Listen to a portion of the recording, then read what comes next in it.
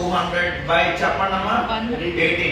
18 కి near by 17 అమ్మా. 18 కి నియర్ బై అనేది ఏంటి?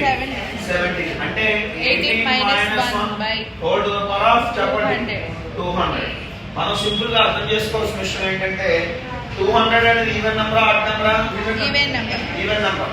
Okay, so 18 to the power of 200 అమ్మా చెప్పండి so on minus 1 whole to the power of 200 by 18. 18 to the power of 200 తర్వాత 18 to the power of 199 తర్వాత 18 to the power of 198. ఇవన్నీ ఏమొస్తాయండి? 18 తో డిజిబుల్ అయ్యే నంబర్స్ కాదా చెప్పండి. అన్నీ కూడా 18 తో డిజిబుల్ అయ్యే నంబర్సే. మైనస్ పవర్ పైన ఈవెన్ నంబర్ ఉంటే ఏమొస్తుందమ్మా? కాబట్టి +1 అంటే రిమైండర్ ఎంత చెప్పండి? రిమైండర్ అనేది 1 అండి. అర్థమైందా?